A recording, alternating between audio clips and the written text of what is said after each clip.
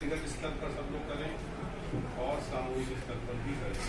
व्यक्तिगत स्तर पर प्रत्येक व्यक्ति करें, सामूहिक स्तर पर समाज के जो भी गणमान्य लोग हैं आगे करते हैं। साथियों, ज़िला सहारनपुर में जो कर्फ्यू का वक्त तय हुआ था उसमें आज हुक्काम ने 1 घंटा का इजाफा कर दिया है, 1 घंटा बढ़ा दिया गया है। सहारनपुर में अभी 2-3 दिन पहले ऐलान हुआ था कि रात 9 बजे से और सुबह 6 तक रात का कर्फ्यू रहेगा। इस 9 बजे वाली बात में 1 घंटे का वक्त का इजाफा हो गया है। अब सहारनपुर में 10 बजे तक लोग कारोबार भी कर सकेंगे और नमाज तरावी भी अदा कर सकेंगे।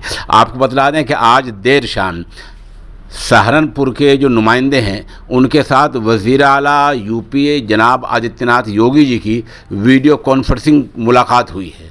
इसमें सहारनपुर के डीएम भी मौजूद रहे हैं, पुलिस का आला हुकाम भी मौजूद रहे हैं और ज़िला सहारनपुर के मिल्लत के बड़े नुमाइंदे मौजूद रहे हैं। मिसाल के तौर पर दारूम देवबंद के मुइन मोहतमिम हज़रत मौलाना कारी मोहम्मद उस्मान मंसूरपुरी दामत बरकातुहुम, ऑल इंडिया मिल्ली कौंसिल के ज़िला सदर मौलाना डॉक्टर अब्दुल मालिक मोगेशी, मौलाना फरीद साहब, सत्यनारायण देवबंद से जनाब भारत भूषण, तो इस तरह के लोग आज शामिल रहे हैं और वज़ीर आला आदित्यनाथ योगी जी के सामने अपनी पूरा मसला पूरी बात रखी है। और ये वीडियो कॉन्फ्रेंसिंग काफ़ी देर हुई है, वीडियो मुलाकात रही है, उनमें इन नुमाइंदों ने अपनी बात रखी है। इस बातचीत के सुनने के बाद और तमाम हालात पर नज़र रखकर हुक्काम ने माशाअल्लाह ज़िला सहारनपुर के लिए कर्फ्यू के वक्त में 1 घंटे का इजाफा कर दिया है। लेकिन साथ साथ उलमा का और हुक्काम का ये भी कहना है कि नमाज अदा की जाए तो महकमा सेहत के रहनुमा खतूत पर गाइडलाइन पर अमल करते हुए अदा की जाए।